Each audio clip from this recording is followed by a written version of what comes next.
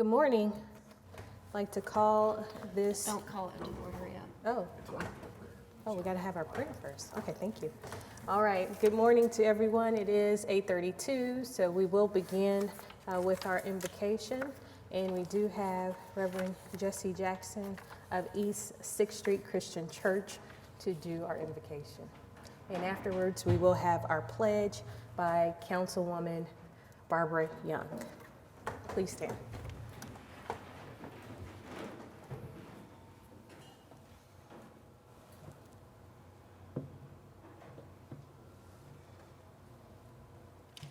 Would you pray with me, please?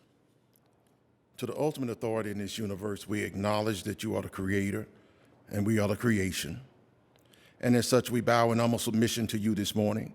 It is with honor that we stand in your presence, knowing that there were many who closed their eyes last night that never opened again. As the creator of the heavens and the earth, we invoke your presence here today. Guide this council as they make policy for this city. Guide them and keep them as they make policy for all the city, not just some. Let them deal justly, show mercy, and walk humbly with you. Please forgive us for the times which our egos were inflated, our words were not spoken that were wise, and our fear overrode our faith. But despite our missteps, we move forward with determination because you are the God of another chance. Not a second chance, but another chance. We used up our second chance a long time ago. So as we move forward with that determination, we move forward to do better, to be better, to think better, to act better. And it's in your name that we pray. Amen.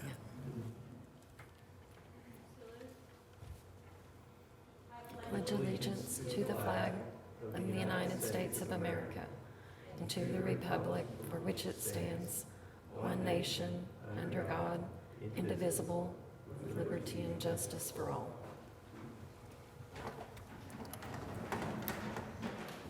Thank you very much. Now we will move to item 2 and call this meeting to order. And we would begin with business from the office of the mayor or the vice mayor today. And we have a resolution of commendation for Bridget Hewlett on her selection as the July 2021 South Oklahoma City Kiwanis Club Employee of the Month. So I will make my way down to present Ms. Hewlett.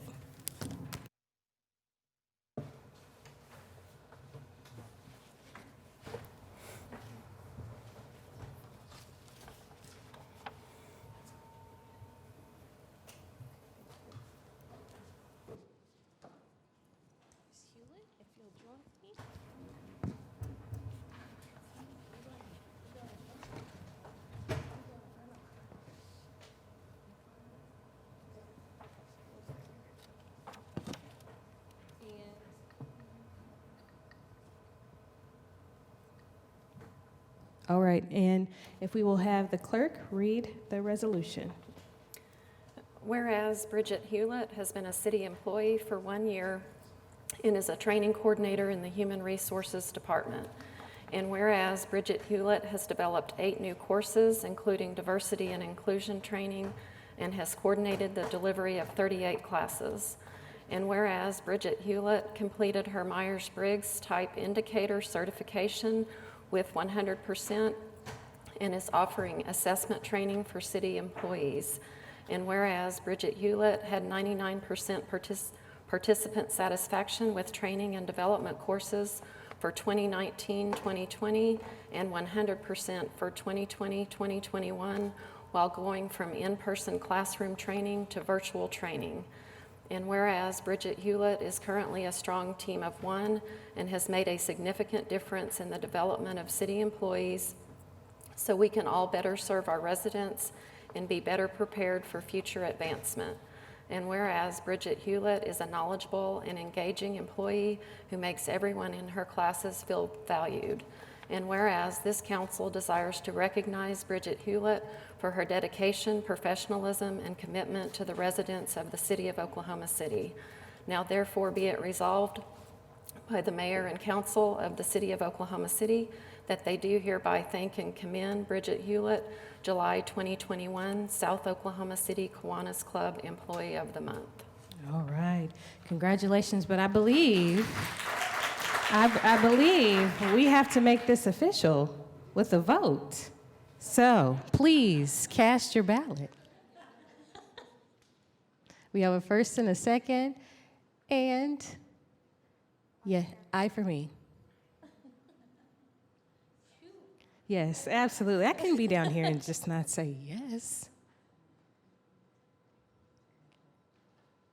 And passes unanimously. Congratulations, Ms. Hewlett. You are our Employee of the Month. Would you like to have a few words? Thank you all so much. I love training. Those of you that have been in my class know that, so I appreciate this honor and recognition. Thank you. All right, let's give it one more time for her. That's all we have today. All right, now our turn.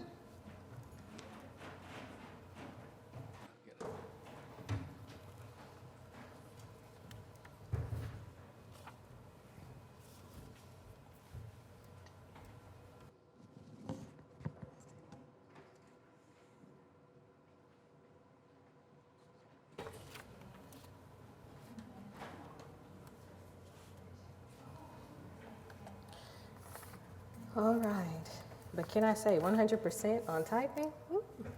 Goodness gracious. All right, now let's move to item number 4, items from council. We do have ordinance on final hearing relating to amendment to Chapter 59 Zoning and Planning Code, Article 2, definition section 59-2150.2 of the Oklahoma City Municipal Code 2020 as amended pertaining to general definitions by amending the definition of dwelling to include manufactured homes, modular homes, and mobile homes. Councilman Stone, did you have anything? Thank you, Vice Mayor. This is, I think, the third time this item's been in front of us. Does anyone have any questions or comments on it? If not, I would go ahead and make a motion for its approval. Okay.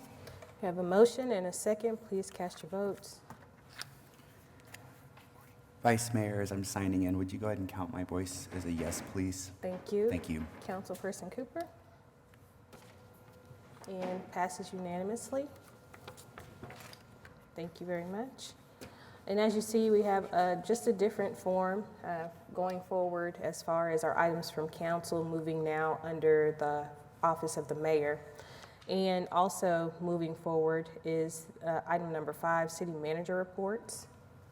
Yes, we have 2 city manager reports on today. One is the claims and payroll that can be found on okc.gov. Brent Bryant is going to make a quick presentation on our second one, and that is the development impact fee adjustments. And this is just something that's required within the ordinance, the development impact fee ordinance, and so Brent's just going to notify us of the change.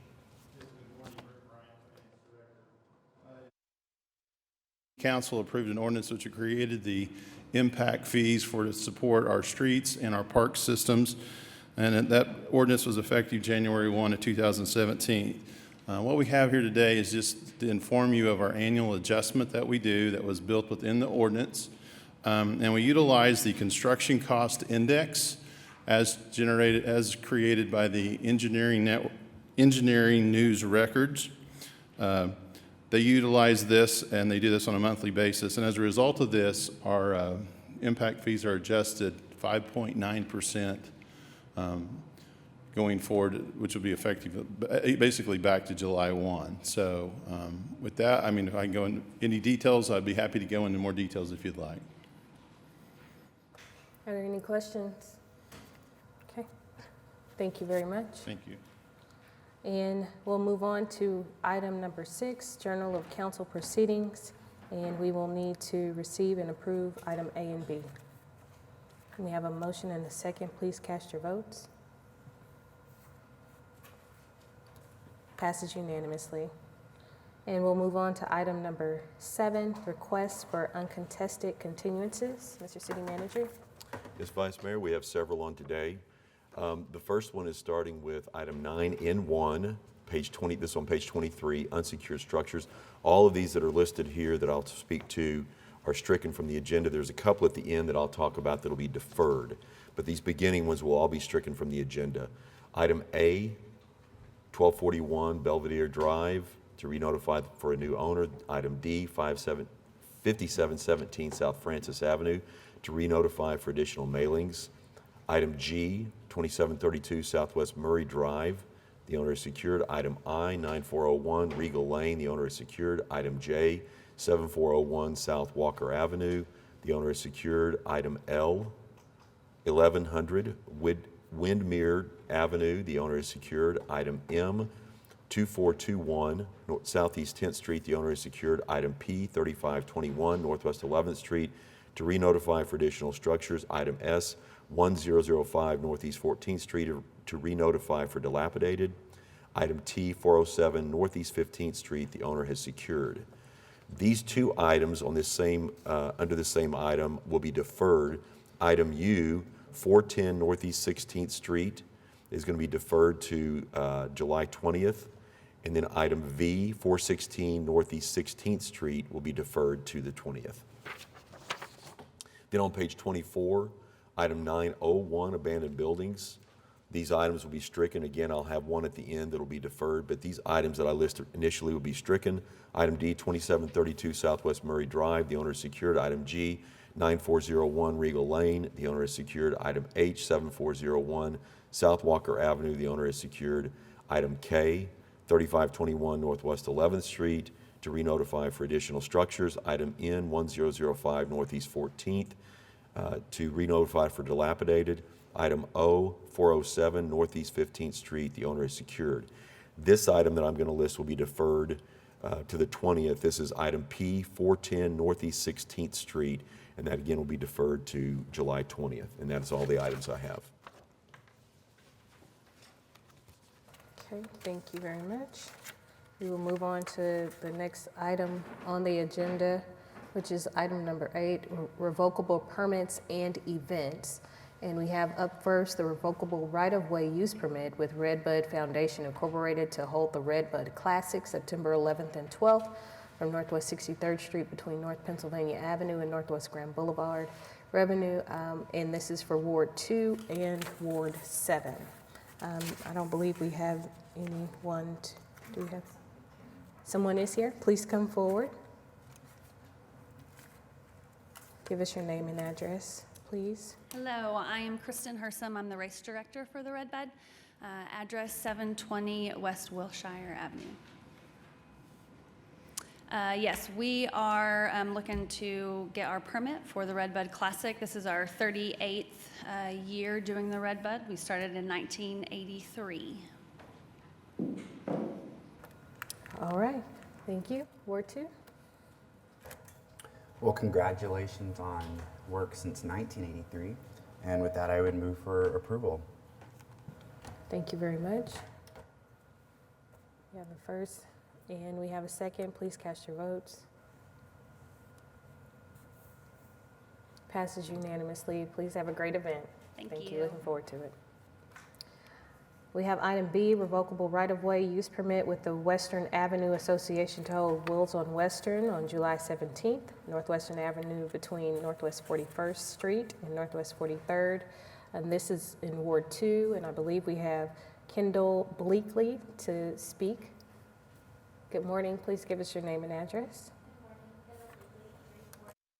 Northwestern Avenue.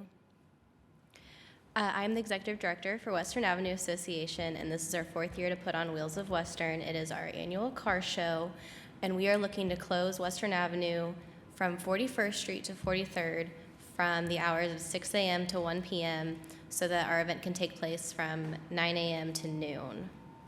And it's just a great way to support the businesses in Western Avenue and to kind of draw attention to our district. Well, I just want to also say thank you. Congratulations, I believe, on your new role in this. This is Yes. Just so excited to have you in your work there. And with that, I would move for approval. Thank you. We have a motion and a second. Please cast your votes.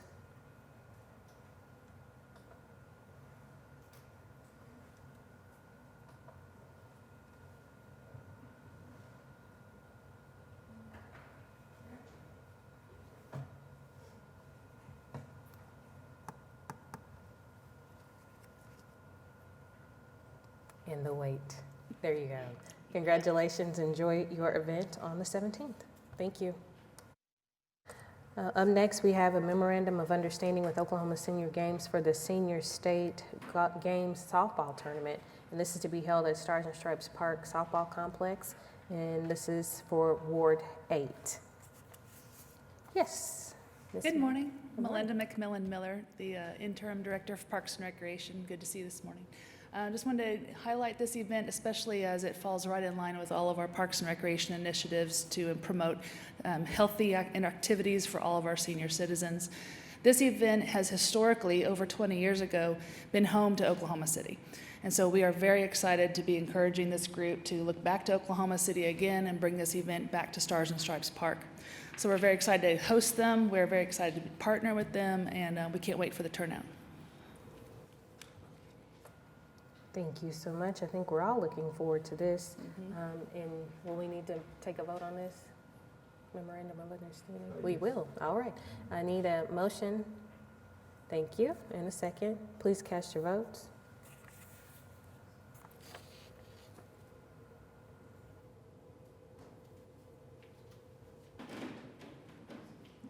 The one thing I would say about the event that I found really fascinating were the different age groups, where they have a 50 to 59, a 60 to 69, and a 70 plus. So this is going to be a fun event. It is. Yeah. Thank you. Thank you. And passes unanimously. All right, we will recess our council meeting and convene as the Oklahoma City Municipal Facilities Authority. For those who are following, we are on page 2. And I believe there is an item we will want to look at to go into executive session for, and I will ask for that, and that is for item Q.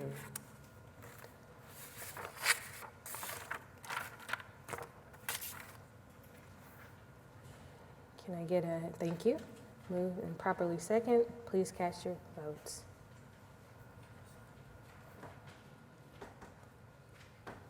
Passes unanimously, and we will enter into executive session for this item. And we will recess the OCMFA and convene as the Oklahoma City Public Properties Authorities.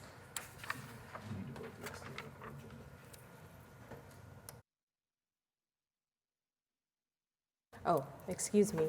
We do need to vote for the rest of the OCMFA agenda. And for that, I will need a motion and a second. Properly, thank you. Cast your votes. Thank you, and we will recess with the item that we have moved into executive session. Again, now we will convene as the Oklahoma City Public Properties Authority, where we have items A through G. We have a move for approval. Thank you. Please cast your votes. Passes unanimously, and we will adjourn OCPPA and reconvene as our council meeting with our consent docket. And I do not believe we have any presentations. So if there's anything that any of our council members would like to listen or pull, please speak. Yes, I have a few. Item AQ, I need to recuse myself, so separate vote on that one. And then item AV, I just wanted to pull out for discussion.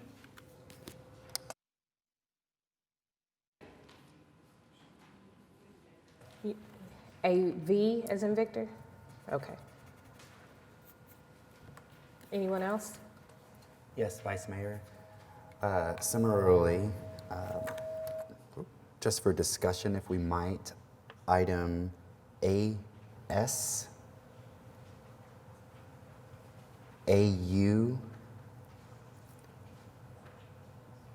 AW,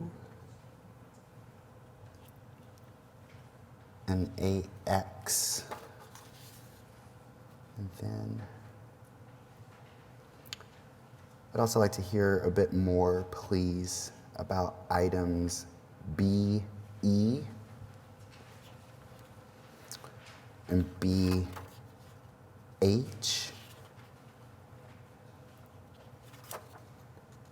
And then finally, CE. And those are all just for clarifications and comments.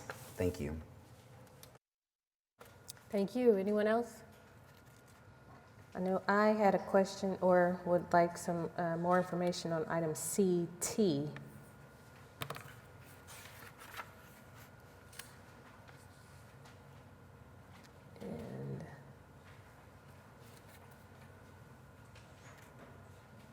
And I believe, I know we were talking, or someone had questions about DB. Do we still have questions or concerns about DB?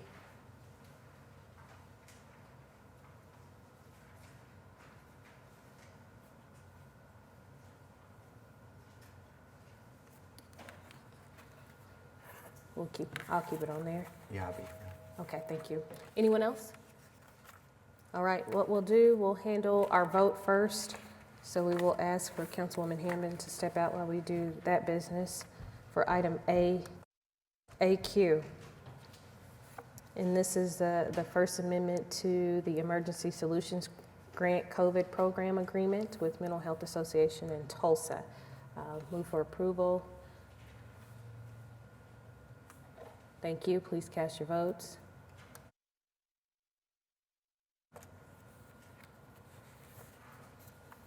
Passes unanimously. Thank you all. Now let's go ahead and take in order the items that we have that were asked to be pulled. I have item AS. Councilperson Cooper. Yes, as you all know, the different commercial districts which call Ward 2 home are really at the heart of Ward 2. I think alongside the neighborhoods are the defining aspects of it, and of course its residents. So I just wanted to shine a little light on what this process looks like for our commercial districts, maybe just kind of hear a little bit more about what this particular item means on AS for the Asian district, and then hear that as well for Paseo, and then the Britain district and Windsor as well, which all call Ward 2 home. So, do we have anyone to speak to that? I believe wonderful. we may. Yes. We sure do.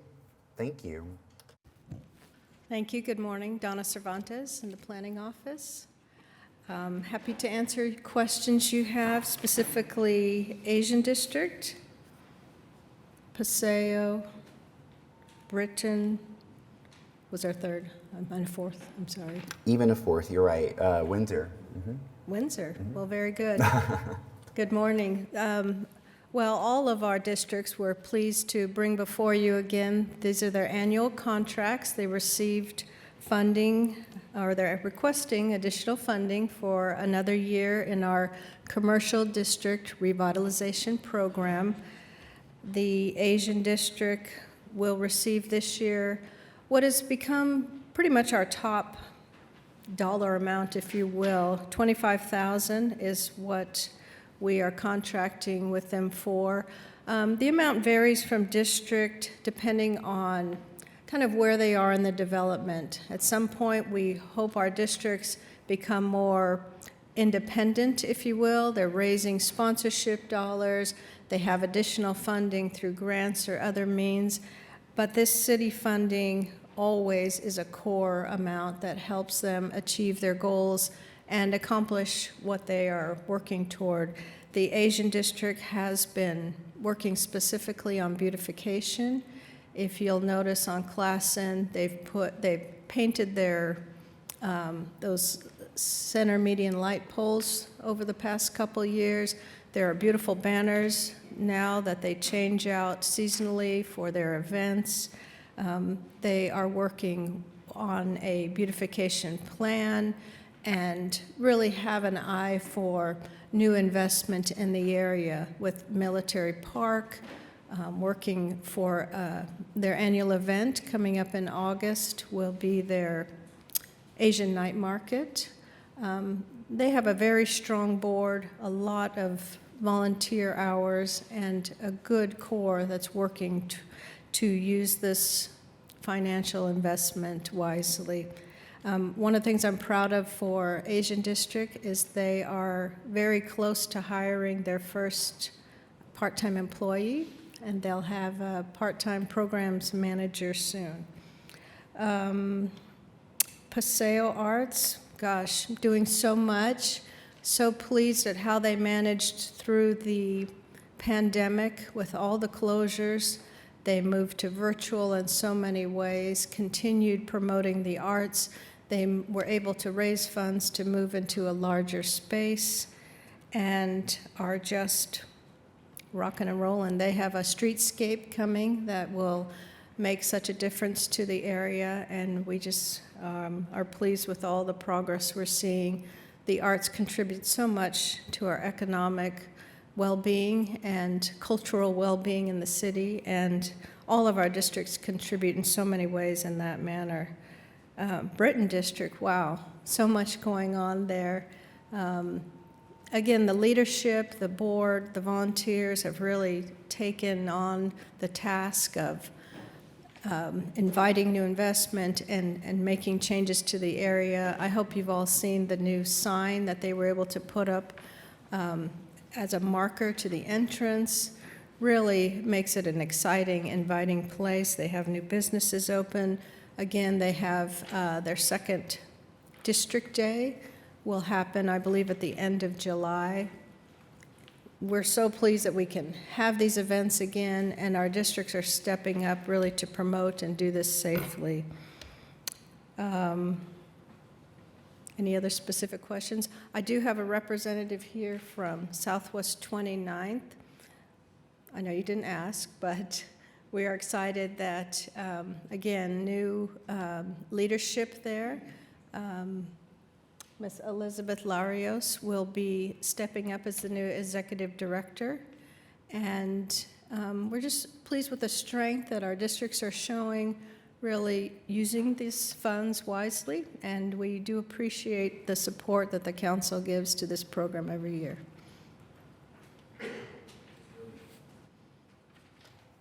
Really just two things, or two concluding things. One is the Windsor District as well. Windsor, I'm sorry. No, you're fine. I forgot to mark it. Windsor District had faced some challenges. Again, the leadership makes such a difference in terms of the vision and how to carry forward. They are working hard to rebuild their board. They have a new part-time director. Our leader from, my mind went blank. The Friends of Northwest 25th. The West 10 District is now overseeing Windsor as well.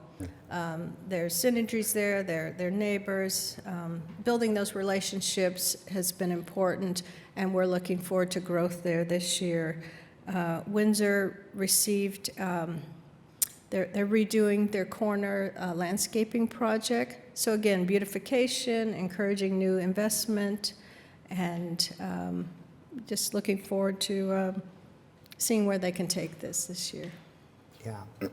And then Councilwoman Hammond, I think you actually did mention 29th Street. Yeah, I did want to invite Elizabeth up to speak to Southwest 29th as very new leadership for the district. Good morning, everyone. I just wanted to say thank you very much. Oh, my name is Elizabeth Larios, 2109 Southwest 13th Street. I'm very excited to take on this opportunity and very thankful to the council and the city for allowing us this opportunity to continue to grow the district. There's a lot of exciting things happening.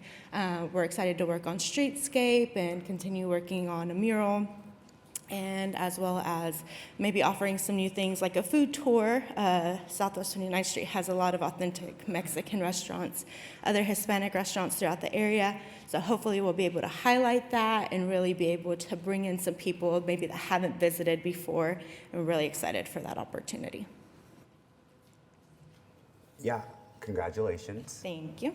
And thank you for speaking to those different districts. I just really wanted for folk who might not have that familiarity with the process to hear it. It was also nice to hear a bit of a recap as well. And literally, I think the words you're using to describe 29th Street, I was just, I spent a lot of time this weekend walking around with friends and loved ones. And, my parents grew up in like Texarkana, and I used to think I just never wanted to be in a small town. And what I think I've come to learn when I travel or when I'm here in this city is that those districts are our small towns, right? Like each one of them, that's whether it's Stockyards or Britain, and they have something unique about them. And so when you describe the food along 29th Street, I remember Lost Ogle, Louis Fowler had a list of these are the best taquerias on 29th. Like that's how much culture and deliciousness exists. And I think each of these districts is giving us something that you can't find anywhere else in the country. And I think that's where our pride should be. So to me, these districts and the streetscape enhancements coming to many of them and the boards, I just think is some of the most important work in the whole city. I truly believe that. So thank you both for your contributions to it, and please send that back along to your respective boards. So thank you. Thank you. Thank you, Councilperson Cooper. And also to that point, I'm hoping we will continue the work that we are doing when it comes to the Northeast 23rd District that is hoping to become a business district as well. We'll move on to next item, AU. Item AU, Councilperson Cooper. Well, I think we've pretty much, I think that's another Oh, that was it? Yeah. That was all of them? Okay. So I think we just knocked out a whole bunch of birds in one stone. Oh, well, I'll take that. Thank you. Thank you. Item BE, well, that's you.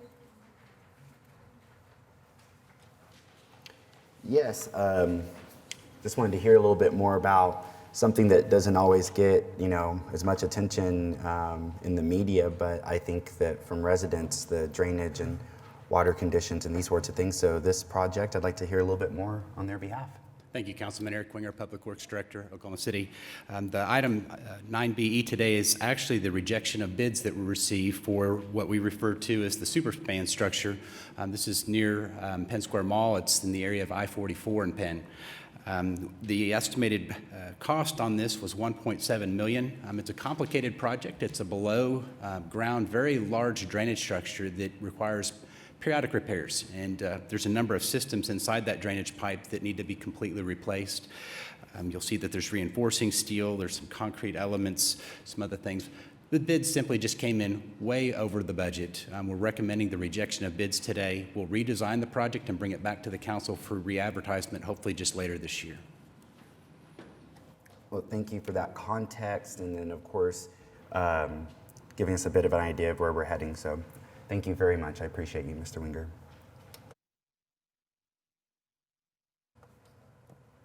Okay, thank you very much. We'll move on to the next item, BH. Councilperson Cooper. This is also Eric. Did I get to hang out with Eric again? Yes. I'll be darned. That's wonderful. Yes, just a little bit more information on this one as well, please. Thank you. Yep, you're very welcome. So on item BH, this is change order number 7 to the Oklahoma Tennis Center clubhouse improvements. The improvements are actually substantially completed in April, and we're working just to wrap up the punch list and some of the final items. The change order is actually a decrease of $4,500. It removes some electrical and some plumbing items that just weren't necessary for the completion of the project, but it is complete and in operation. This was really a part 2 of the project. You might recall back in April of 2016, the indoor courts were constructed, and there were 6 new indoor courts that were really the first part of this project that began at the Will Rogers Tennis Center. It was a partnership project. It included some bond funds, but it also included some private donations from OKC Tennis. But now that this clubhouse is complete, the entire project is now complete, and we'll hopefully be bringing a final acceptance to you very soon.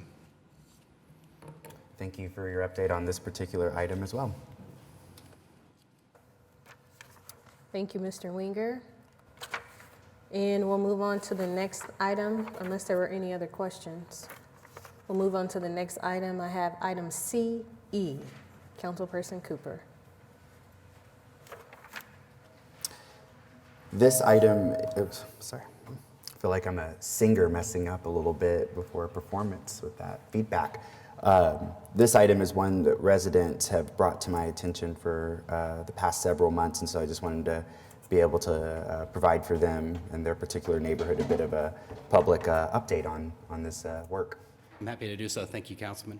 This is item CE, and this is a 2017 bond project that's going to improve a lot of the drainage and some of the concerns that were shared by residents in the area, most specifically near Northwest 56th and Western Avenue. The project, as you'll see, has a larger description, but the plans are currently being produced in the Municipal Facilities Authority. There's actually a companion item earlier in the meeting. This is where we're simply moving the project from the MFA to an official city capacity. So this item is receiving those plans. We have already presented the preliminary report. The final plans are currently underway, and we expect to complete those later this year. So we'll be bringing those final plans to the council for their approval. The bond funds for the construction won't be available till next year, so construction on this project is set to start in 2022. But things are going forward just as planned, and this is really just moving the contract from the MFA to the City Council. Wonderful, and I'm sure the residents of Rob's neighborhood very much are appreciative of this. So thank you for that update, and I think I'm good with that one. Thank you very much. And we'll move on to the next item, item CT, Professional Services Agreement with the Greater Oklahoma City Chamber of Commerce for Convention and Tourism. So Sue Hollenbeck is our new Special Projects Manager. She's taking Tom's place and taking on some of these tough contracts or challenging contracts that we have. And she'll give us just an update on, and I'm not sure if you had specific questions on this, you just want to hear generally about it? Yes, generally, and I understand there are some marketing dollars involved in this contract agreement as well. So what that entails and what we'll be marketing for, if that makes sense. So the contract is with the Greater Oklahoma City to provide CBB services. It is increased from last year because of COVID and is fully funded from the hotel motel tax. And the marketing is marketing the city to outside people for tourism, sports-related events, meetings, conventions, all that kind of thing to bring in specifically to the new convention center, to the new Omni Hotel, to all the hotels around within the city limits of Oklahoma City to market, to bring people in, stay the night, and to leave. Okay, and I guess more specific, one of the things that we have had previous conversations about pertaining to the Oklahoma City Chamber in general, as far as diversity and inclusion, and that's why I asked this question, especially with the marketing dollars, to ensure that we have a diverse pool when it comes to these meetings, these conventions, and it's not limited to certain groups who probably can't afford to come, because I know I've already had different conversations with different groups and different organizations who have said it's a little more difficult for them to be a part of our convention center now that's built compared to our convention center that we had prior that was built. So I know a lot of that are costs, and a lot of that I'm wondering how we can market in a way where, again, it's inclusive for everyone. But I don't know if that's really a question you can answer. That's just a general thought. Well, in my experience with the CVB over 13 years is we marketed to everyone and anyone. There are many, many shows that they go to different groups of people in all sorts of different markets, whether it's traditional conventions and meetings to Native Americans, to African Americans groups, to religious groups, to what's called the Smurf market, to all these different markets to make sure that everyone is aware that we have the facilities to be able to hold their event. And then a lot of things, it just boils down to whether their dates are available. There is a fund within the CVB called the Convention Support Fund to be able to help support these other events to come in. And then of course, the timing of year also, if you're gonna come in a really busy time of year, it's gonna be more expensive. But if we can, or the CVB can work with you to come in a time of year that is not as busy, then sometimes those prices go down to be able to help you.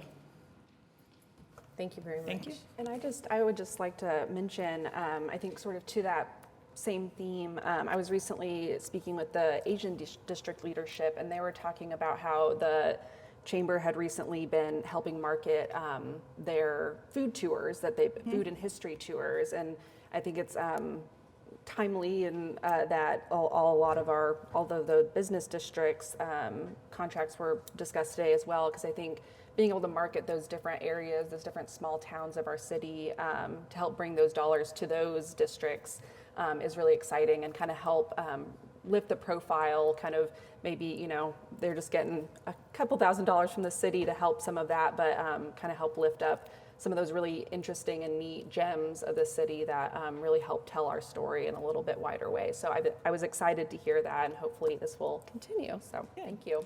Thank you. Thank you. Oh, so, may I also add my voice to that?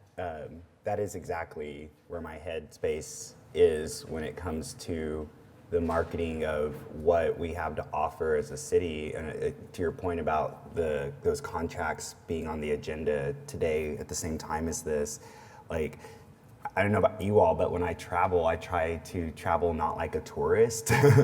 Like I try to find out, how do people live when they're here in their home, like in whatever city it is. And so I think our districts and those, as you were saying, those small towns, that's the stuff that, you know, those are the gems.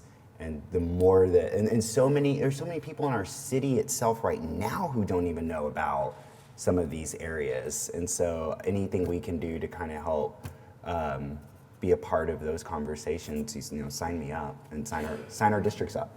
If you do go to the CVB website, they have very extensive pages on all the districts and what there is to do and all of these different things, like the food tours. Those are very, very popular. So they're pretty extensive on how they market and what they want to do, because you're right, when people come in, they want to eat more and feel more like a local than they do like a tourist. So they do that very well. Okay. Any other questions? Thank you for your work. We appreciate it.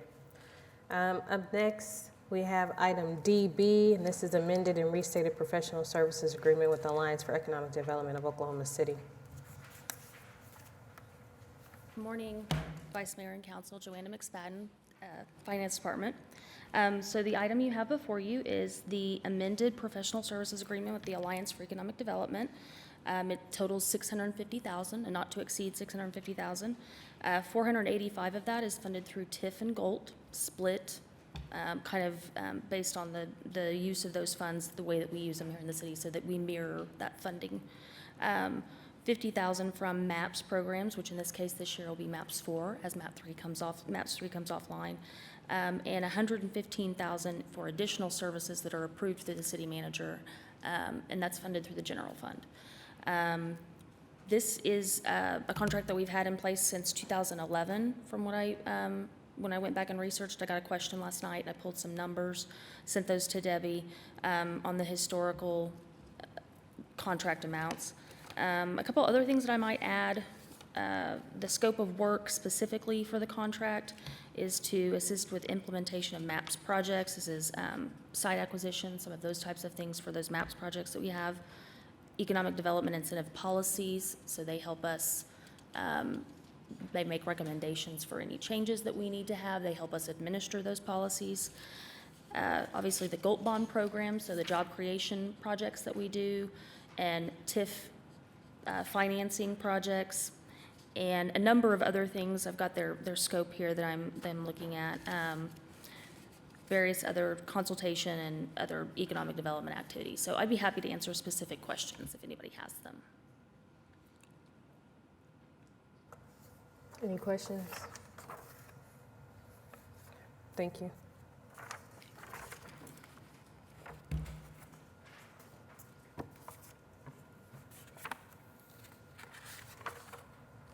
All right, I don't see any other items. So with that, I will ask that we look to approve the consent docket.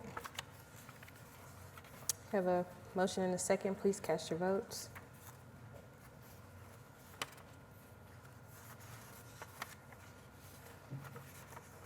Passes unanimously. We'll move on to item 10, our concurrence docket, where we have items A through U. Any questions? All right.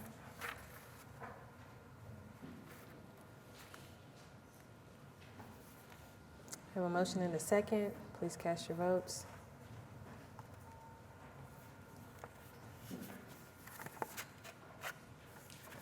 Passes unanimously. Up next, on page 21, we have items requiring separate votes. And we have item 11A. It's an ordinance on final hearing, recommended for approval for PC 10727, 4700 North Anderson Road from R1 Single Family Residential District to AA, and that is Ward 7. And I don't believe anyone has signed up to speak for this. And I believe we have spoken with the applicant. And with this, I will move for approval.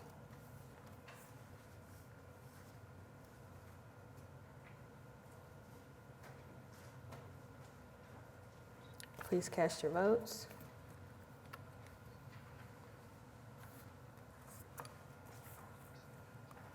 Passes unanimously. Thank you. Up next, we have item 11B, ordinance on final hearing, recommended for approval for PC 10728, 5725 South Hiawassee Road from AA Agriculture District to RA Single Family 1 Acre Rural Residential District, Ward 4, Councilman Stone. I do have someone who has signed up to speak. Is it the applicant?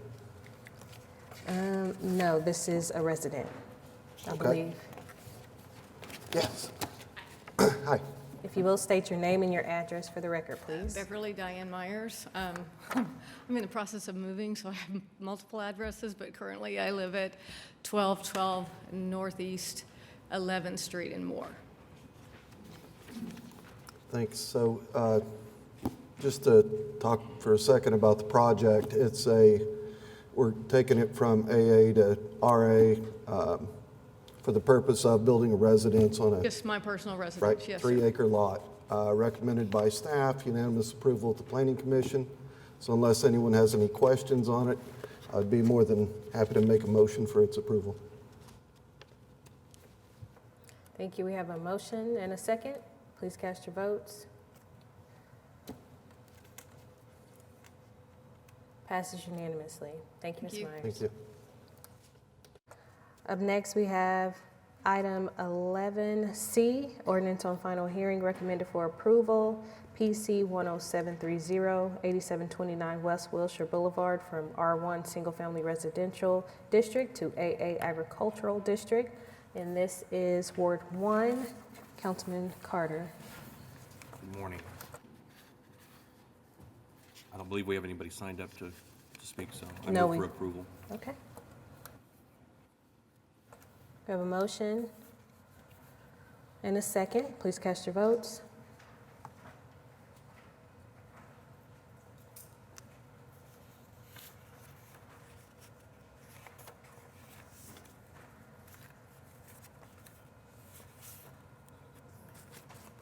We're waiting on Mr. Carter. Thank you. Passes unanimously. We'll move on to the next item, item D, ordinance on final hearing, recommended for approval, PUD 1818, 2525 Northwest 112th Street from PUD 1657 to PUD 1816. And this is in Ward 2, Councilperson Cooper. Thank you, Vice Mayor. Has anyone signed up to speak on this particular application? I do not have anyone signed up. Okay. Subject to approval, subject to the summary of technical evaluations, I would move approval on that. All right, thank you. We have a motion.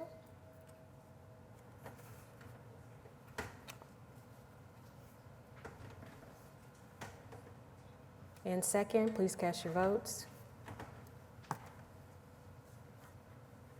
Passes unanimously.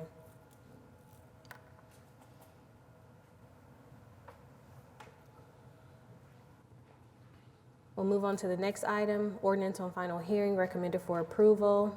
This is PUD 1818, 5621 Northeast 122nd Street from PUD 794 to PUD 1818, and this is in Ward 7, and no one has signed up to speak.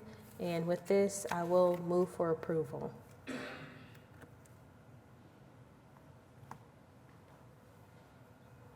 Have a motion and a second. Please cast your votes.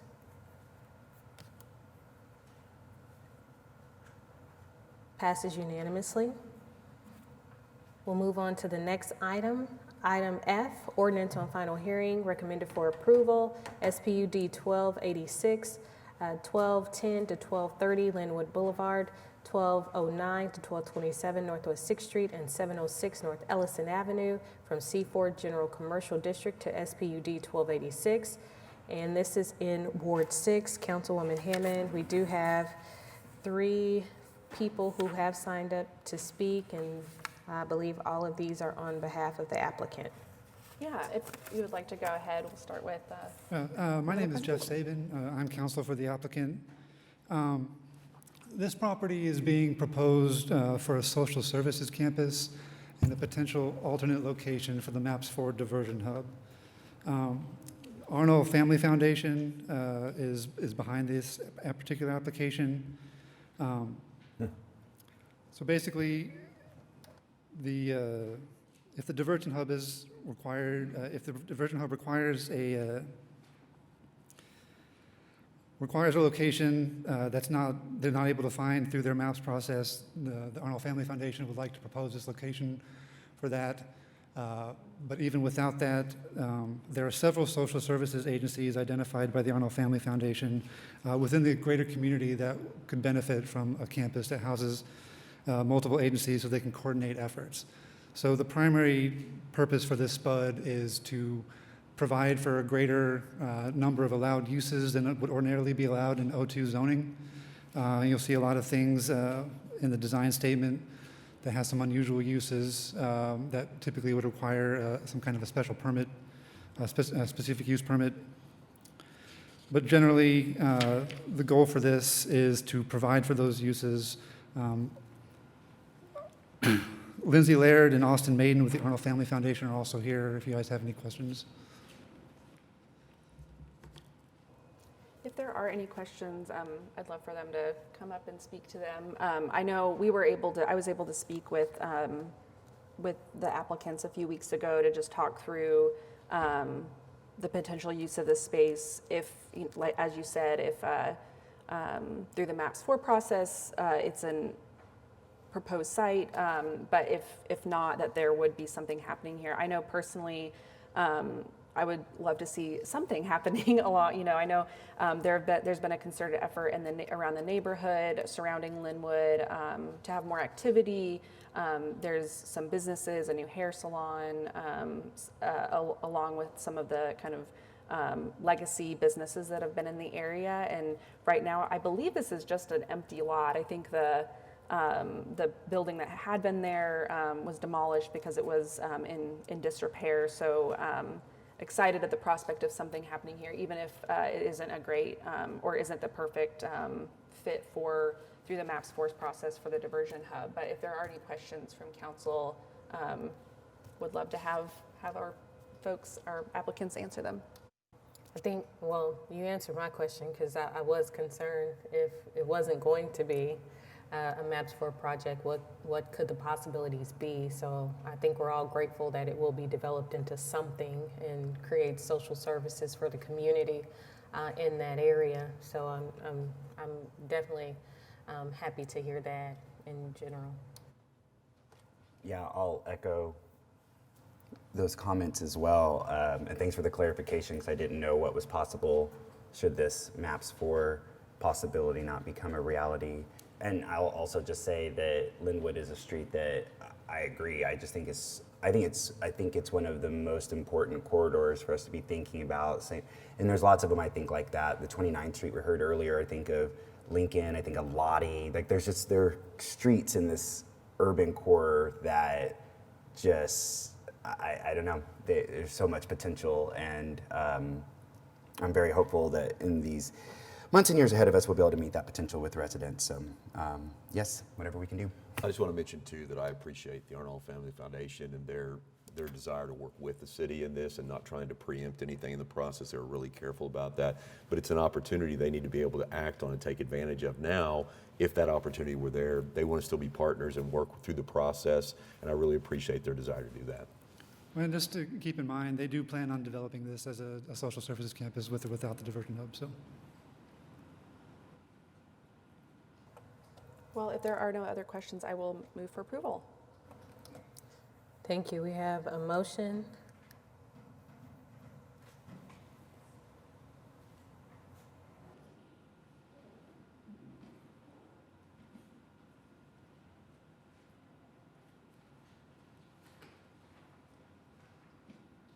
Do we want to flip those moved and seconded bys?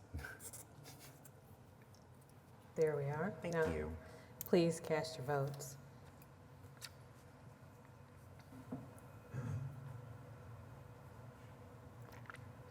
Passes unanimously.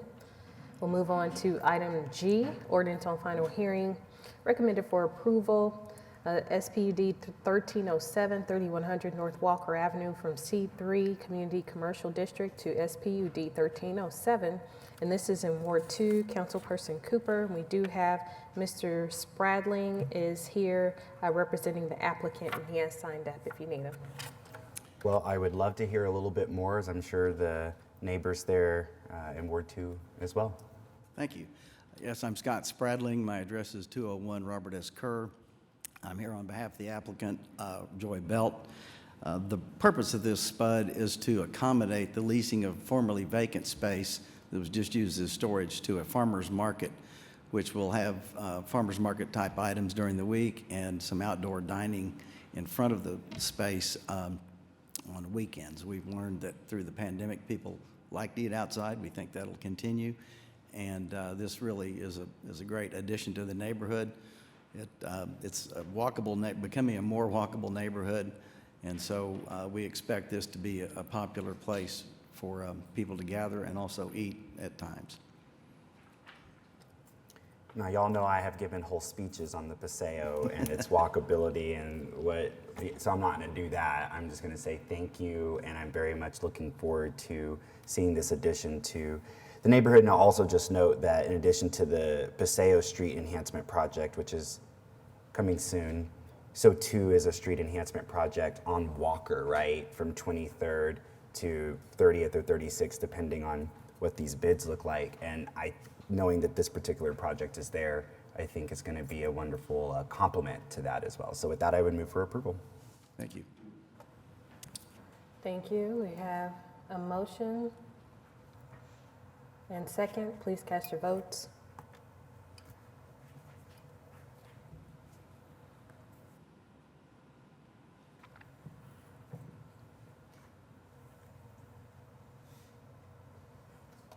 The suspense is killing me. Ms. Young? It's not up. Can I voice vote? Yes. Yay, please. Thank you. Thank you. All right, passes unanimously. Thank you. We'll move on to item number H, which is ordinance on final hearing recommended for approval, SPUD 1309, 13020 West Reno Avenue from PUD 1068 to SPUD 1309, and this is in Ward 3. Councilwoman Young. Do we have anybody signed up to speak? I don't have anyone signed up to speak. Mr. Box, I would like for you to go ahead and share with anybody watching this now or later what we're changing it from, why we're changing it, and the steps that the developer has taken to ensure connectivity and walkability and all of the wonderful things that this apartment complex is going to bring to the area. Sure. David Box, 522 Colcord Drive, on behalf of the applicant who's also here with me. So the site is currently zoned under a PUD 1068 that would allow a host of heavy commercial uses, including fast food, including convenience sales. So what we are seeking to do is to rezone it in a SPUD that would allow for the multifamily project you see before you on this site plan. One of the things we did prior to filing was meet with staff and come up with a site plan that we believe to be compatible with the existing neighborhood. We have set back the building significantly from the existing single family that is to our west and to our south. In addition, in SPUD, we are required to have a 10-foot landscape buffer, and within that 10-foot landscape buffer, trees planted on 25-foot centers, so that from day one, there will be a significant green space that borders this site to the existing single family. We went to Planning Commission. There were no protests that showed up at Planning Commission, and it was recommended unanimously for approval by Planning Commission. It is also recommended for approval by staff. Thank you. And one of the things so we've received some obviously complaint letters to Planning Commission, as well as some contacts via email to our office, and the concerns having to do with the traffic flow there off of Reno and Cemetery Road from the Settlers Ridge addition. So Settlers Ridge dumps out on Cemetery Road where it's 55 miles an hour, and they kind of take their lives in their own hands. Coming out there, so many of them will exit on Reno, and traffic is a bit congested in that area. Can you talk just briefly about how the difference between the zoning now and what those traffic counts could look like compared to what we kind of anticipate the apartment complex traffic counts to be? Yeah, so this is going to be a smaller complex just based upon the size alone of the site. It's under 5 acres. When you look at what the current PUD would allow, like I mentioned, it would allow a host of restaurant uses, including fast food. It would allow a convenience store. So those are high traffic generating commercial uses. So in terms of the context of traffic, this is actually, I think, a reduced traffic count from what you might expect from a heavy commercialized development that could go here today. So we think, based upon the size, based upon the way that we've laid it out, that perhaps this would actually be less impact from a traffic standpoint than what could be built today under the current zoning. Thank you for that. If there are no questions from council, then I will move for approval. Thank you. We have a motion and a second. Please cast your votes.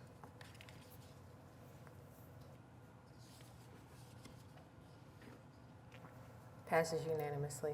Thank you. Thank you. And Councilwoman Young, I think Councilperson Carter and I were the only ones that chuckled when you talked about the Cemetery Road and them taking their lives in their own hands at the same time for that. We'll move on to the next item. It is item I, Ordinance on Final Hearing, recommended for approval.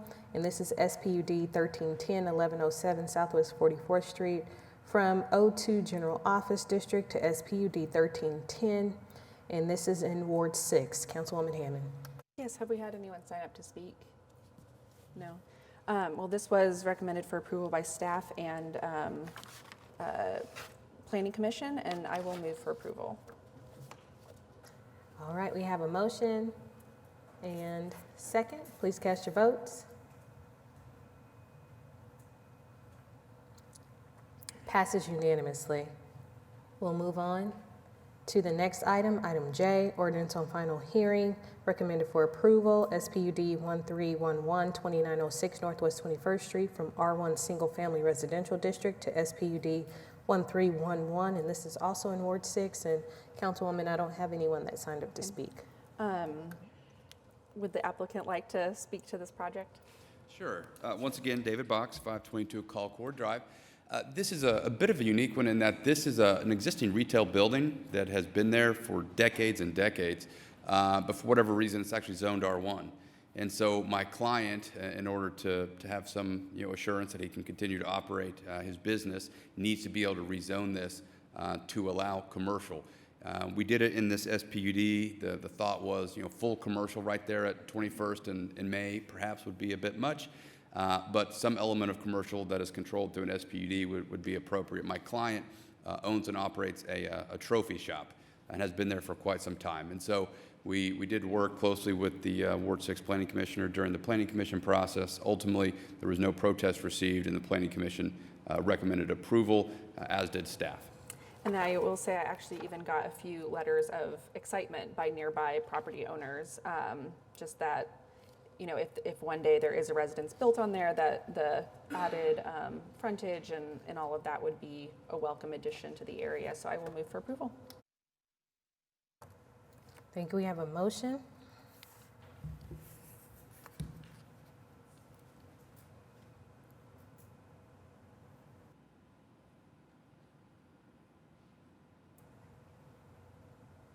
taking its time. So you have to Anticipation. wait. Yeah, you have to wait in the process. We have a motion and a second. Please cast your votes. Passes unanimously. Thank you. Thank you.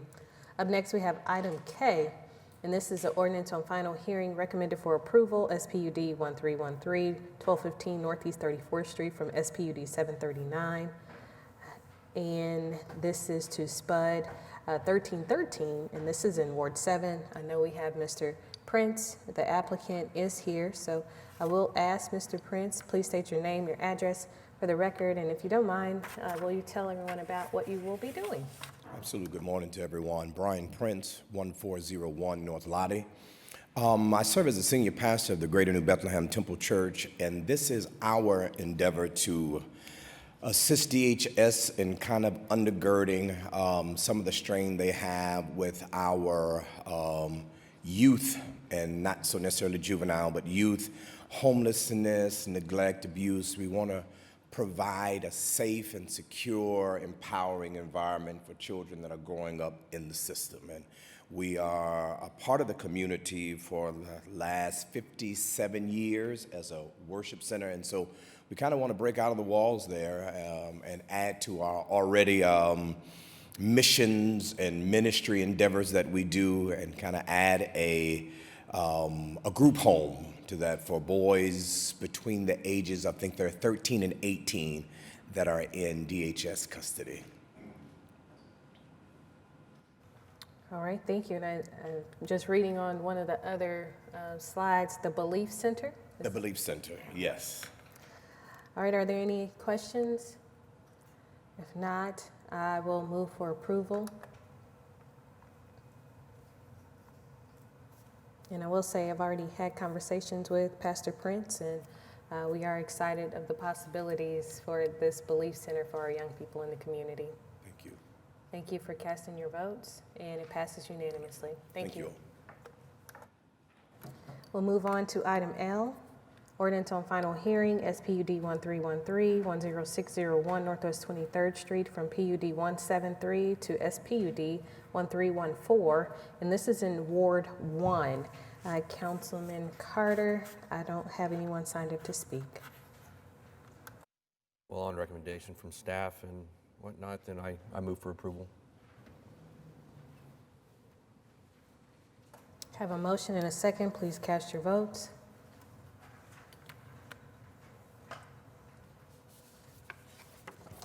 Passes unanimously. All right, we'll move on to item 11M. This is item number 1, public hearing regarding dilapidated structures. Is there anyone signed up to speak? I don't have anyone. Is there? Okay.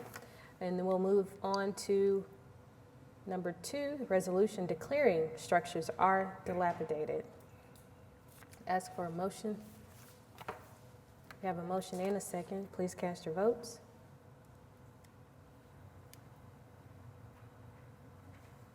Passes unanimously. We'll move on to item number 11N. Item number 1, public hearing regarding unsecured structures other than those that were stricken or deferred prior to. One signed up. No one signed up to speak. We'll ask for a motion. Have a motion and a second. Please cast your votes. And this is item 2, declaring those structures are unsecured.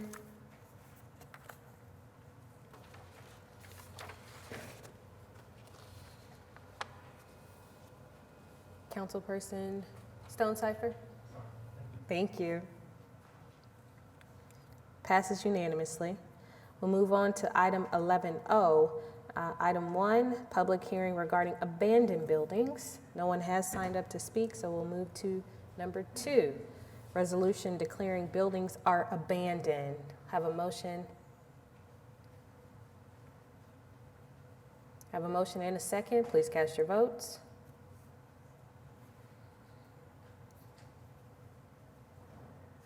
Passes unanimously. We'll move on to the next item, 11P, joint resolution with Oklahoma City Economic Development Trust authorizing the transfer of all net proceeds and all accrued interest generated to date from the sale of the 2021 taxable series general obligation limited tax bond funds from the City of Oklahoma City to the Oklahoma City Economic Development Trust, subject to requirements that the bond funds be used for economic and community development, which includes without limitations general operations and administrative functions and costs of the trust, and for qualified economic and community development purposes. I'm stopping right there. That's good. Thank you. So Joanna McSpadden, I'm just running here from the back. Yeah, that's good. She's our economic development manager. She's going to speak to this. This is an item that we do anytime that we sell gold bonds, that we've transferred that to OSED. So I'll just let Joanna give us a quick description. Yeah, Joanna McSpadden, Finance Department. So this is an item that we do each time we sell gold bonds. This is authorizing the trust to receive the net proceeds so that we can use them for our job creation programs and other things that we use those funds for. We sold $30 million, which was the balance. I'm sorry, I've got a sinus thing, and I just ran. We sold the balance back in May, and so this is the item that transfers those funds over to the trust so that we can administer those programs. I'd be happy to answer any questions. Kind of the impetus for selling that initially was the $13 million land transfer or land purchase that we did, because we had that kind of big transaction, so we wanted to be sure we had funds on hand to do other projects. So, are there any questions? Thank you very much. We'll move on to the resolution and ask for. Can I speak on it? I don't have you signed up to speak. Okay. Thank you. We'll move on. We have a motion and a second. Please cast your votes.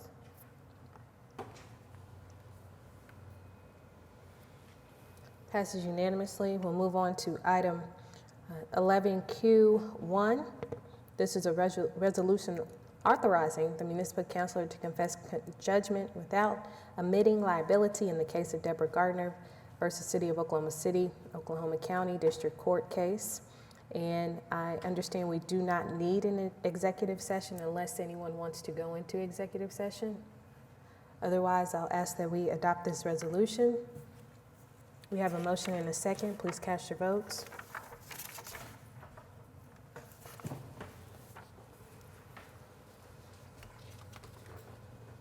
Passes unanimously. We'll move on to item 11R1. This is a resolution authorizing the firm Gary J. James and Associates to represent city employee Corey Adams in the case of Kimmy O'Holland et al. Versus the City of Oklahoma City et al. United States District Court for the Western District of Oklahoma, case number CIV-21-275-J. And this, I do understand we will need executive session for. So I will ask for us to declare executive session for item 11R2. We have a motion and a second. Please cast your votes. Passes unanimously, so we will go into executive session for that item. I did have a Ashley Smith that had signed up to speak, but I don't see her here. We'll move on to item 11S1. This is a resolution authorizing the firm Wood, Pool, and Wood, PLLC, to represent city employee Jonathan Skuta in the case of Kimmy O'Holland et al. Versus the City of Oklahoma City et al., United States District Court for the Western District of Oklahoma, case number CIV-21-275-J for professional services. And I do understand we will need an executive session for this item, so I will ask for item S12, a vote to enter into executive session. I have a motion and a second. Please cast your votes.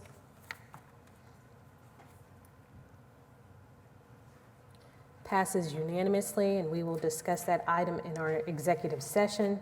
I also have item 11T1, a joint resolution with the Oklahoma City Municipal Facilities Authority authorizing the firm Collins, Zorn & Wagner, PC, to represent city employees Brad Pemberton, Jared Barton, and Bethany Sears in the case of Kimmy O'Holland et al. Versus the City of Oklahoma City et al., United States District Court for the Western District of Oklahoma, case number CIV 2-21-275-J. I understand we will need executive session for this item as well, so I will ask that we move to item 11T2 for a vote to enter into executive session.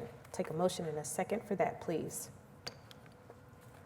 When we have it, please cast your votes. Passes unanimously. We will discuss that item in our executive session. We have item 11U1, and this is to authorize the Municipal Counselor's Office to file an action against the United States Department of Agriculture and the United States District Court of the Western District of Oklahoma under the Freedom of Information Act and to seek attorney fees and costs. And I do understand we do not need executive session unless anyone from the council requires or requests that. If not, I will ask that we use and enter into executive session for item 11U2. And I'll ask for a motion and a second for that. Well, let me be clear on that. You're wanting to put it in executive session? Is that what Oh, you're I'm saying? sorry. No. Please excuse me. We'll stay and authorize for item 11U1. We did all those other ones, we might as well do this one too. Yeah. I want to move the item forward at this time. Thank you so much. Uh-huh. So if we can correct that, thank you so much. Please cast your votes. My apologies, everyone. Passes unanimously. Our next item is item 11V, claims recommended for approval. Item 2 for that, enter into executive session. No need for the executive session, so we'll ask that we make a motion for 11V1 to recommend for approval. We have a motion and a second. Please cast your votes. Passes unanimously. Thank you. All right, so now we move to item 12, and it's not even 10 o'clock. Items from council. Now that's a meeting. So we'll go around the horseshoe and we'll start with Ward 1. Yes, ma'am. We talk a lot about stuff that's outside of our city, and I kind of wanted to reference some stuff that's inside of it today and highlight a gentleman that I got to meet this weekend. I believe we've got a couple pictures that we can show. But I met this gentleman, his name's Brad Coyer, and he just goes along our streets. He starts sweeping, he weed eats if we need weed eating, he scoops up trash. Every single weekend I've seen this man out. I decided to stop this past weekend to see what he was doing. Even on his July 4th weekend, he was taking his time to do what he could and do his part. And I just wanted to say thank you to him and the people from Oklahoma City and Ward 1 especially. Thank him for what he does to really kind of just do his part and keep, our city beautiful. So, Mr. Coyer, I wanted to say thank you very much for all that you do, and I hope that for the people watching, they understand the sacrifice that you make to help our city. And that's it. Well said. Thank you. Ward 2.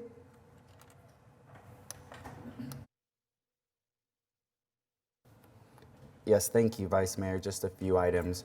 One, to reiterate, as Donna pointed out earlier, the Britain District will be hosting an event later this month, and as we get closer to that, I'll highlight it even more. But for now, check out their Instagram page and Facebook pages. I believe they're also looking for food truck vendors and these sorts of things. So have fun, everybody. Wanted to congratulate Paseo on another First Friday.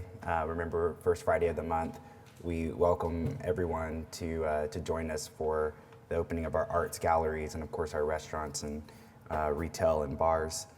And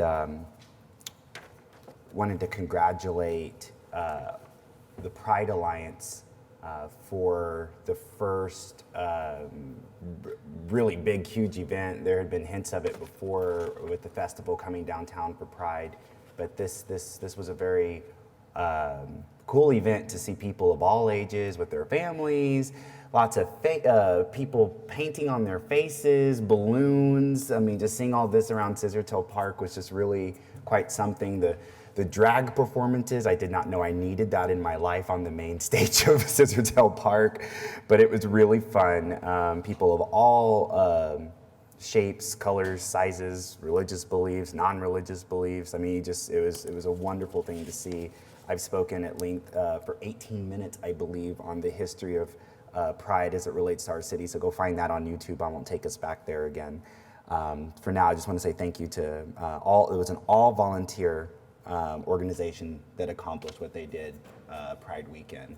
And Hannah, Royce, and their crew should be quite proud of themselves. And I'll just also say that a couple weeks ago, I went on what will now be my third ride-along with law enforcement.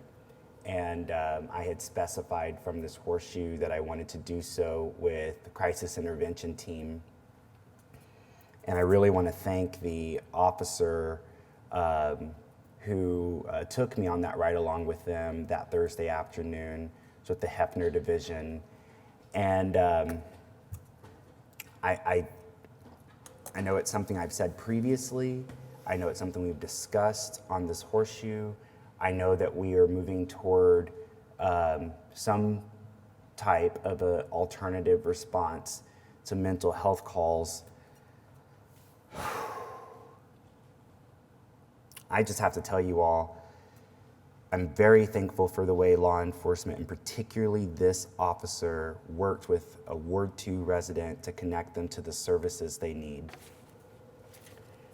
What is so heavy for me from that experience is the nearly 2 hours it took for that officer and a couple other folk to work with one resident, just one person who calls our city home, who is struggling with so much backstory and so much pain. And there was the stigma there for that person of not wanting to have a drill put in their head. That's what they associated services with, that stigma of mental health. Like they thought electroshock therapy and lobotomies and these sorts of things. So how many other people in our city have undiagnosed mental health conditions, and how many other people in our city have untreated, and how many of them are suffering in silence? That's what that ride-along reaffirmed for me. Whatever we can do, fellow council members, not just with the upcoming resolution recommendations when it comes to the alternative mental health, but whatever we can be doing, fellow council members and city manager's office and city staff, whether it's on a one-on-one basis or it is, I don't know, we gotta be thinking about it. I'm telling you, so many people are hurting in this city and they're suffering in silence when it comes to not knowing what emotions they're feeling, not knowing how to process that emotion, not knowing that through counseling services ongoing that they could learn the tools to manage everything from bipolar to schizophrenia to these things that, again, I just can't stress. So many people don't even know they have. They're just living their lives, and they're sometimes very painful existences. And I just wanted to speak to that because I think it's a reality that we just do not speak to. And it was brought to me during that ride-along. I don't think it's right. We have, as society across this country, tasked police officers and teachers to be counselors when that's not, for even all the CIT training or the professional development that a teacher goes through, that's not our background. And our people deserve even more than whatever empathy that officer showed that day and whatever empathy I've showed in my classrooms. And after that Pride meeting or that Pride festival, and to see so much joy and to know that it was in the face of so many individuals who've come through so much pain, and to know how strong they are on a day-to-day basis to continue managing that pain. And it's just something we just do not speak to on a regular enough basis, because we disappear into the Bachelor or the drinks and the different addictions and the distractions from the pain. And I'm not saying we have to wallow in the pain, but it's so real and it's so present, and so many people feel so alone in it. I didn't plan to speak on this at this length. I needed to share with you all what I experienced on that ride along. And when I got home, the amount of time it took to decompress from it. And that's just me just decompressing from the outside. What is it like for that person experiencing it? I know it's a bigger cultural issue than anything we can do, but I just want to put that in our hearts and our minds going forward, that the task is a spiritual one. It's at the level of the individual. There's so many people's very being that I think is on the line. And if we're not careful with addressing their very being, we will lose their lives. And we've got to make sure we remember how sacred each person's life is. So if I'm emotional about it, it's because I saw such an outpouring of joy at Pride. And I just want to see that joy go on every day, and I want to see that officers work. I want to see more officers like that guy who had that empathy for that woman and that patience for that woman for those hours. So thank you for listening to that, and thank you to that officer. Thank you for the opportunity to join everybody that day. Thank you for your thoughts. Ward 3? Good morning. I would just like to continue the appreciation for the police department. This last month in particular, we have had a significant number of officers retiring, and I just want to appreciate them for their years of service, reaching that retirement time, and appreciate their families for supporting them through their careers to get to the point of retirement for them. Also, as a result of many of those retirements, we've had a number of officers that are promoting into higher ranking positions, continuing their service to our city, and I want to congratulate them for their promotions.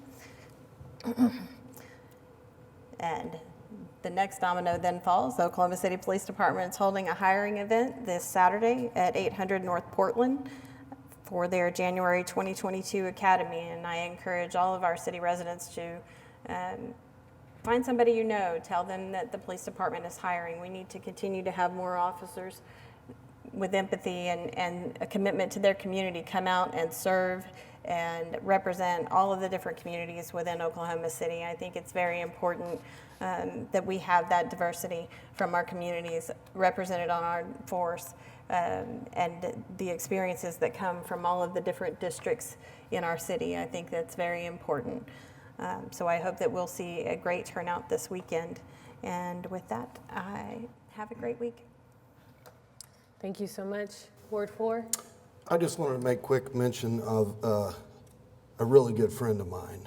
And the way we became really good friends was he was running for Ward 4 City Council, and we got to meet and found out we had a lot of admiration for each other. He is a retired Master Chief in the United States Air Force. From there, he went and instructed ROTC out in Choctaw for many years, and he just recently retired from that. But he's our chair also for the Traffic Planning Commission. So, retired Chief, Master Chief Walter Kula, just know you're in our thoughts and prayers, and we appreciate you. Thank you. Ward 5? Ward 6? Yeah, I would just, the only thing I have is just I want to make mention and not let the opportunity pass to just mention Mike Gravel. Senator Mike Gravel passed on, I believe it was this 26th of June, and he doesn't really have connections to Oklahoma or Oklahoma City, but because he was the senator for Alaska, I think when I think about Oklahoma and Alaska, I think there's quite a bit in common with the indigenous populations and the kind of rural nature of the state, even though Alaska's like way more ginormous than we are. But I just want to honor his life and mention, I think as a public servant, he was a pretty fierce champion for freedom and transparency in government, and especially as the Senator of Alaska, a real champion for Native communities. And I think as complex as that history is, seemed to really take that relationship with the indigenous communities in Alaska very seriously, and worked as hard as he could to really represent them and help them have that sovereignty over their lands. When he left office, he was a champion for campaign finance reform and direct democracy. And I think probably the thing that most people know him for was reading the Pentagon Papers into public record in the Senate when there was an injunction to keep them out of the newspapers. And I just think that willingness to go out on a limb and fight for transparency and openness and accountability to government is an example and an honorable thing. So I just wanted to make mention of him and just say rest in power to Senator Gravel. Thank you. Thank you. I'll say my comments, Ward 8. Yes, thank you, Your Honor. All of us get a lot of mail at City Hall, but this letter kind of jumped out at me, and it was from our chief presiding judge, Judge James, sent to Craig Freeman. And when you look at the second page of the letter, it's not only signed by the presiding judge, but Vice Presiding Judge Kiffin, Judge Hasbrook, and Judge Glidewell. And it's an appreciation letter, and it's thanking LaShawn Thompson, Gayleen Keaton, and their entire municipal court staff for what they did when we went through this period of time where our courthouse was closed from March to June of 2020, what they did to reopen it. And I think it's important to note that what Judge James said, I want to thank you for your creative and energetic work in finding ways to reopen the court, instill public confidence in the court's procedures, and ensuring that our people have access to justice in a safe manner. So I want to go on record as saying thank you also. It was a really, really difficult job, and they did a tremendous amount of work, and I'm very proud of what they accomplished. Thank you. Thank you. And I wanted to make a couple of comments. First, I do want to thank Ms. Karen in the mayor's office and also city manager and Ms. Debbie for helping me get this taken care of for this duty on today. Although we see it every other Tuesday, I don't think you really get to understand it until you're in it. So I am grateful for all of you all for helping me to prepare for this. Also, I want to continue to thank Bricktown for their July 4th celebration. I know they took it into their own hands to do something for our city, and it was well attended. I've seen plenty of pictures and folks enjoying themselves and having a good time, and I didn't realize from our comments at our last meeting that they added my comments from the press into their press release when I talked about taking my friends in my geo tracker and us going down there and just enjoying the jam-packed event of fireworks and families enjoying themselves at the baseball game, at the Dodgers game. I think that's probably one of the most attended games is July 4th when people go and they celebrate and have fun. But I also want to commend a couple of other things that happen in the community. Grand Gentlemen, and this is a nonprofit organization. The gentleman that runs it, it's he and his sister. They're located in Northeast Oklahoma City, and if I'm not mistaken, this young man still works for our city, but this is his nonprofit that he does to support young African-American men who are about to graduate from high school. And there were 10 young men that graduated, and every single one of these young men received a $1,000 scholarship. And all of these young men are going to college or some type of VOTEC. So that speaks volumes because we hear stories that our young men, especially African-American young men, are a statistic, but we have 10 that are either going to VOTEC or to college. So that speaks volumes. And the fact that this group in particular, they buy a brand new suit for all of these young men for them to go on their journey to that next step, for them to be able to be successful. Although the clothes don't make them, but we still have to be acclimated in the areas where we want to claim and be a part of. So very proud to witness those 10 young men that received $1,000 scholarships for them to attend college, and congratulations to Grand Gentlemen for the great work that they're doing. And we've seen the other young men that have been a part of it. One of the young men that I met personally, he's an artist, and we were able to get him in our artist pool. And you can now see a lot of his art in the Plaza District. And I believe now he's going to be an artist in residence in the Paseo District. So this speaks to the volume of these young men that we have that are coming from our communities that are represented in Northeast Oklahoma City. Also want to thank the St. John Baptist Church. We had a community conversation last Thursday, and if you could have been on that Zoom, they asked me a lot of questions. They asked a lot of good questions too. For them, they mentioned the bike ride, and if you didn't hear about it, they had a community bike ride on this past Saturday, and over 200 people signed up to ride bikes in Northeast Oklahoma City. So this is, I know, something that will continue in the community. In that afternoon, there was also a different bike ride in the community. It was the Red Bike and Green. So I did join in on that one, and I hadn't ridden a bike in a while, so I fell down, but don't worry, I got back up and I started riding again. So we had a lot of fun just being out there, just in the community and enjoying ourselves. So a couple things coming up. We have the job fair, the City of Oklahoma City. We're gonna have our human resources department. I know I had to get used to that. I want to say personnel department. But our human resources department will be at the Northeast Farmers Market doing pop-up job fairs the remaining Saturdays of July, so 9 to 2. So if you know anyone that is looking for a job, our city is hiring. There are some felon-friendly jobs that are available. Clearly, it's going to be a case-by-case basis, but please, if you know someone that needs employment, please send them that way.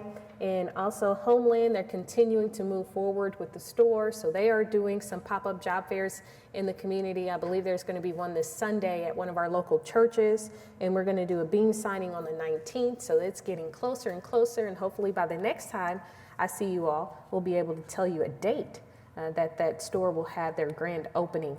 And lastly, I just want to leave our thoughts with our Ask Me manager, executive director, president, Mr. Davis, and his family. If you have met him, he loves his wife, and I believe, well, not believe, but this past weekend they put her to rest. So if you know him and you know how he loves his family, and especially that lovely wife, please send them just your thoughts, because I know this is a very difficult time for their family. And speaking of family, I just want to thank my mom for being here. You don't have to say nothing. Don't worry. If you do or do not know, I'm an only child, so that's all I have in this world. So when I told her I was going to be here doing this duty and told her I was very nervous, she came to support me, so I'm very appreciative of that. Thank you, Mom. Love you. So with that, we will have our next item, item number 13, citizens to be heard. We have 2 citizens who have signed up to speak. First, we will have Mr. Garland Pruitt, and if you will be so kind to state your name, your address, and Mr. Pruitt, you will have 3 minutes. Thank you.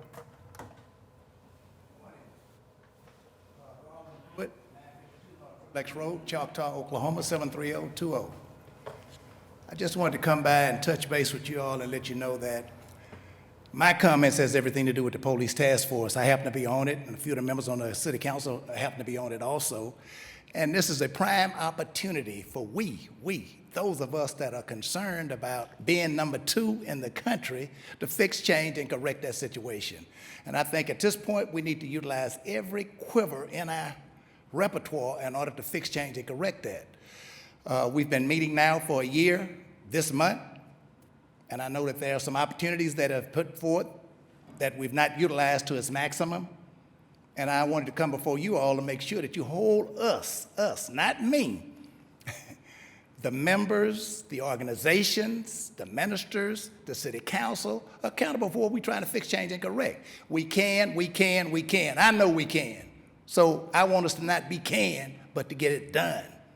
And so I wanted to come before you all and say, now, 1 year later, this month, we want to see all of those recommendations that have been put forward. And the reason I say it like that is because I was previously on a task force that took place, and it took us about 1.5 years to put some things in place. When we got through putting these things in place, they're sitting on the shelf. Oklahoma City Police Department, Norman Police Department, Midwest City Police Department, Lawton Police Department, the Sheriff Department, we all agreed, sit down, chop it up, beat it down, cut it up, dissect it, say, yes, we agree. Let's make this happen. We all agreed, and it's sitting on the shelf. So I'm saying to you all, we can't continue to do that. Number 2 in the country, that's a bad lick for Oklahoma, for our citizens as well as our police department. We can do better. And we do better when we do better. Not when we talk about it, but when we put forth the actions, the efforts to make those things happen. Resolutions have been put forth. Don't know what all they are, but I can speak for myself and say, I remember the first meeting we went to. I put forth over 80 myself. Haven't seen not a one of them implemented or discussed, even talked about. You understand what I'm saying? It's a problem that will not, shall not, have not, and won't fix itself. But we are humans. We're decent citizens with a concern, and that concern is we don't want to be number 2. I want to be 32, 42, and off the list. We can do that. Off the list. 30 seconds. So when we get through with that, those resolutions that are put forth, I noticed he's concerned somebody clean up the neighborhood, good. You're concerned about mental health, good. You're concerned about falling down and getting back up. We can do this. We can do this. Now let's do this. Now another thing before I go, we're talking about police. Here we had, what was that, the Holscroft case? All of those victims found guilty, prosecuted, locked up. Citizens still haven't been taken care of. Haven't received one dime. We can do better. But we have to do better, not talk about being better. Thank you for the opportunity. The task force will put forth their resolutions in the very near future. Hopefully that 21 will be in that list, as well as some of those other recommendations that we put forward. Thank you for the opportunity. Make us better. Oklahoma can do that. We Sooners, let's get Sooner off that number 2 to 32, 42, 52, and off the list. Thank you. Thank you, Mr. Pruitt. Next, we have Mr. Michael Washington. Please state your name, address, and you have 3 minutes. And Mr. Washington, if you look at the screen, it'll tell you your time. Thank you. Yes, thank you. Michael Washington, 2900 with that one, I told you 3 ends on the back. Northeast 18th Street. Now then, ma'am, Miss Amy K. Simpson, let me get one thing straight with you, ma'am, while we're here today. We know one of us don't bite our tongue, don't we? Isn't that wonderful?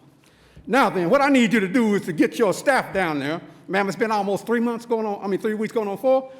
I need that collective bargaining agreement between the city of Oklahoma City and the Fraternal Order Police, ma'am. I'm very respectfully asking that, or there will be a actual lawsuit filed in the District Court of Oklahoma County. Thank you very much, ma'am. No disrespect to you, but because you run those assistant staff clerks, then maybe you can handle that for me. Mr. Craig Freeman here. We got a no-good racist, no-good white supremacist that you had the power to get rid of. This man I'm talking about is Chief Wade Gorley, who is a white supremacist, no-good white man who needs to be gotten out the Oklahoma City police force. This man just talked about Oklahoma City being number 2. It seems like to me that the city of Oklahoma City, sir, is trying to become number 1 with all this fallacies and fake, fictitious, we care type thing going on with the Oklahoma City Police Department. That's right. I love leaving certain letters off the front of things when it needs to be. Now then, let me tell y'all one thing here. Y'all murdered my friend, Curtis Buff Williams. That's right. When I say y'all, because y'all the city of Oklahoma City. Y'all the one control that no-good white supremacist in that Oklahoma City Police Department. Excuse me, Police Department. Yeah, he needs to die. I'm talking about physically, I'm talking about die spiritually, emotionally, intellectually. I'm not talking physical. I don't require the death of human beings, number one, no, unless they go by God's will. So let's get that point clear. But he needs to die as a spiritual, moral, and intellectual person because he's nothing to me. You see it, girl, that boy, do you see me? The hell with you. Now then, since I got a minute and 10 seconds left. Now then, you murdered my friend Curtis Buff Williams. You went in there with the intent to kill him. That's right, you know I don't care about you. Yeah, I'm gonna drive my car every day, wave at you, and get out. If you're doing something, put my camera up there, shoot me down. Shoot me down. Michael Washington don't care why. Because greater is he in you than he that's in the world. When I die, they're gonna say, hey, look what a great thing that man did for society as a whole. That's what I want y'all to know. I don't come up here to be nice today. That's right. You need to get rid of that, him and that no white supremacism, two white supremacists went in that jailhouse and murdered, slaughtered that young man. Walk right in as if calm, cool, and collected. Okay, here's a nigga I'm finna kill today. Well, what that nigga, he's up there. He'll pull a gun on that nigga. Walk right in there. Just walk right in there. Where you at, Bob? That nigga with the jailer. Here, both of us ready, Bob? 1, 2, 3, shoot. Come on now. That's right. I'm not gonna bite my tongue today. I know what you think about me. I know what the city of Oklahoma City think about us. Well, it's not Gus today. I mean business today. Chief Wade Gurley, you must go.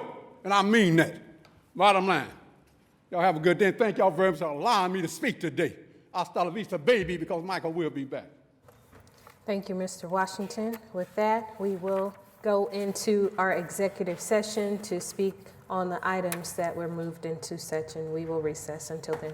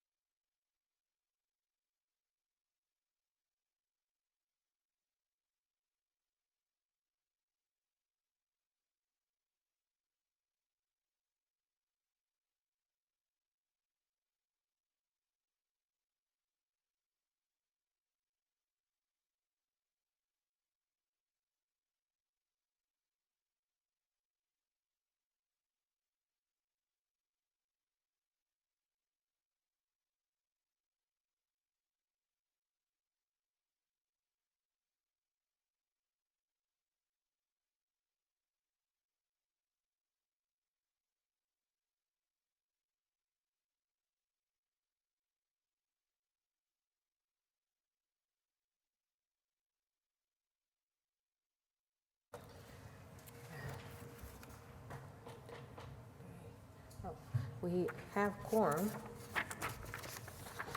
So we will now reconvene OCMFA and vote on item Q. Let me find it. And item Q is the joint resolution with the City of Oklahoma City authorizing the firm Collins, Orr & Wagner, PC, to represent city employees Brad Pemberton, Jared Barton, and Bethany Sears in the case of Cameo Holland et al., the City of Oklahoma City et al., United States District Court for the Western District of Oklahoma, case number CIV-21-275-J. So we will ask for a motion. We have a motion and a second. Please cast your votes.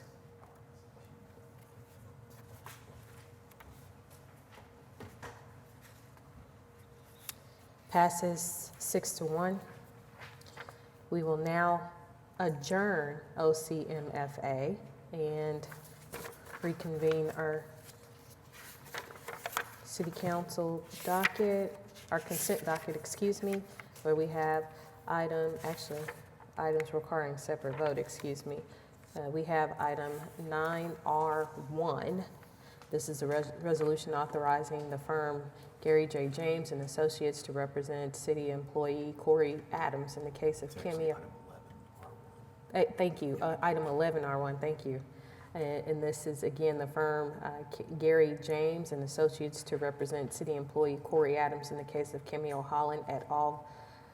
Versus the City of Oklahoma City et al., United States District Court for the Western District of Oklahoma, case number CIV-21-275-J for legal consultation and representation in such case not to exceed $50,000 retroactive to June 1st, 2021 through June 30th of 2022. Ask for a motion in a second for this. Have both. Please cast your votes. Passes 6-1. We have a resolution for 11S1 authorizing the firm Wood, Pool & Wood, PLLC, to represent city employee Jonathan Skuda in the case of Cameo Holland et al. Via the City of Oklahoma City et al., United States District Court for the Western District of Oklahoma, case number CIV-21-275-J.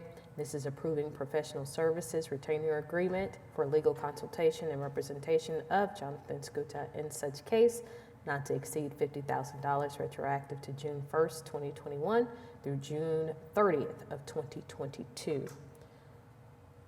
Asking for a motion for this resolution.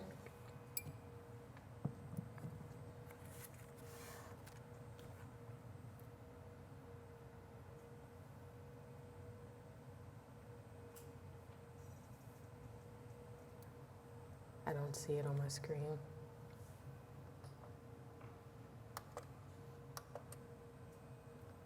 Okay, I'll vote yes.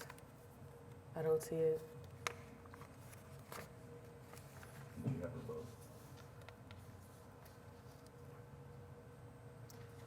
Okay, it passes 6, looks like, well, it should be 6-1, 6-1. Maybe, we have that corrected for the record?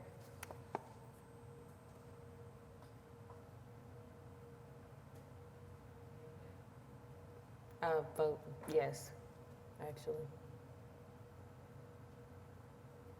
So we have 6-1 on that one. It's still not showing.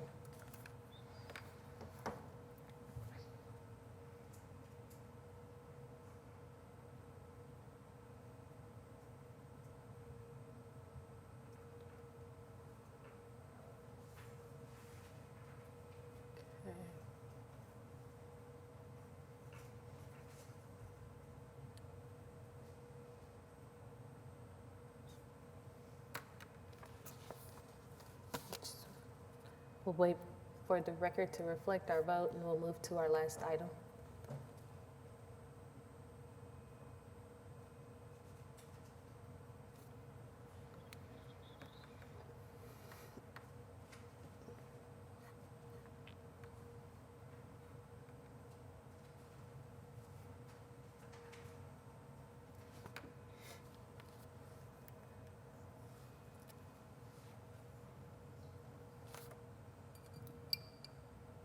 Is it?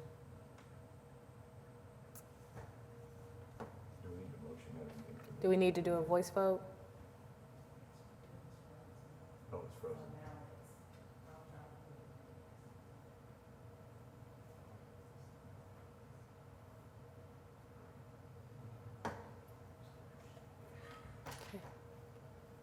In the meantime, we can do a voice vote for that.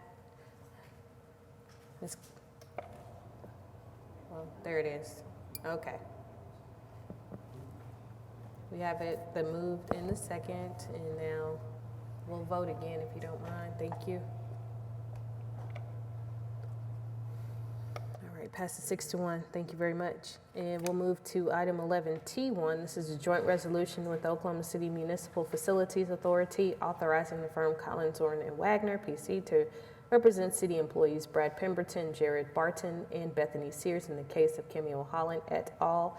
Versus the City of Oklahoma City et al., United States District Court for the Western District of Oklahoma, case number CIV-21-275-J.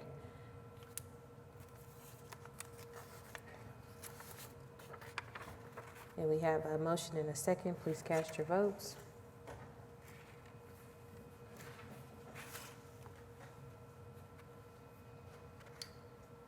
Passes 6-1. I believe that is all of our official business. So for this agenda of City Council on July 6th, we are adjourned.